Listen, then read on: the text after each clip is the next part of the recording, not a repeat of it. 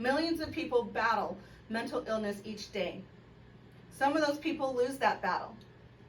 Michael Rogers Attell, author of Effectiveness Police Crisis Intervention Training Program, said that in 2018, approximately 250 people experiencing a mental health illness lost their battle at the hands of poorly trained police officers.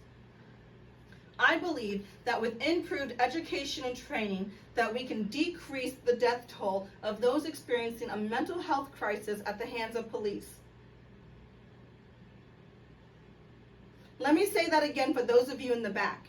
I believe that with improved training and education, we can decrease the death toll of those experiencing a mental health crisis at the hands of police officers.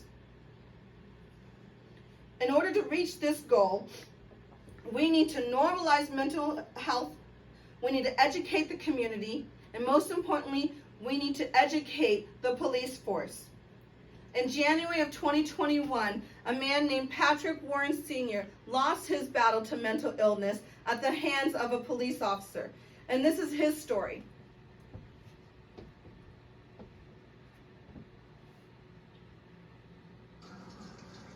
They closed the door on me, so I'm just waiting for more units. Let me see your hands. Let me see your hands. I want to change the point. Let me see your hands. Get down on the ground. Get down on the ground. Get down on the ground. Get down on the ground. You're gonna get tased. You're gonna get tased. One taste. One taste. Lay down on your back. Lay down on the back. Lay back. I'm gonna shoot you. I'm gonna shoot you. This was a tragedy that did not have to happen. Let me see a show of hands of how many of you have at least said once in your life, there's never a police officer around when I need one. I know I have, more times than I care to admit. Chances are those police officers were answering calls like this, where they're inappropriately assessing the situation and escalating it, pulling resources away from your community to help them, leaving you guys to witness crimes with nobody there to protect and serve you.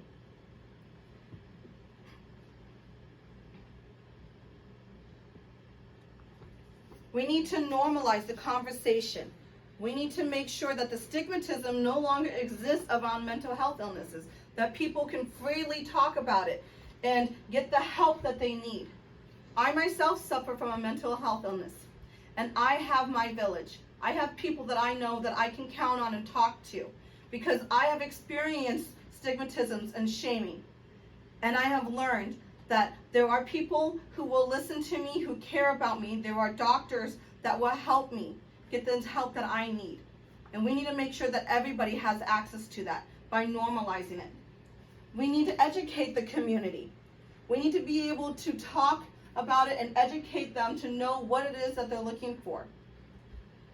1,814 adults in Pennsylvania alone suffered from a mental health condition in 2021. Of those people, 598 Pennsylvanians did not know where they can go for mental health help. 1 in 4 people in our nation have experienced a mental health serious illness and experienced a police officer encounter at least once in their life. We need to make sure that they know what it looks like, what signs to look for. Are they pacing? Are they confused? Are they rambling? We need to know how to talk to those people in a low, soft tone. Get them the help they need. Call for emergency services. We need to make sure that they know what resources they have available to them. The resources that we have in our nation is Anxiety and Depression Associations of America, suicide prevention, UPMC Resolves Crisis Services, Allegheny County Mental Health. These are resources that we currently have in our community. Resources like this exist and more.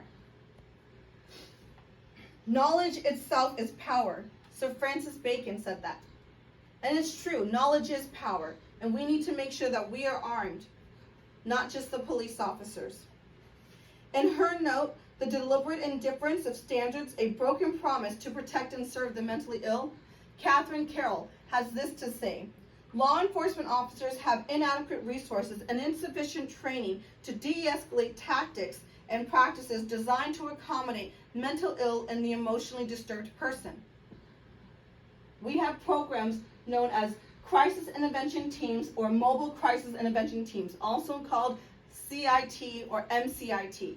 These programs are designed to work with officers and people that work in the mental health field, whether it be a counselor, a doctor, a social worker, a nurse, or a case manager.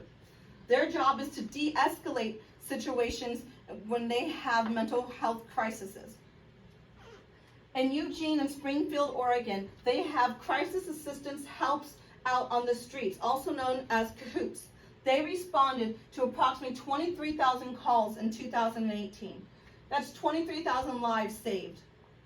In Denver, Colorado, they have Support Team Assistance Response, also known as STARS. They responded to 748 calls between January 1st and November 30th of 2020.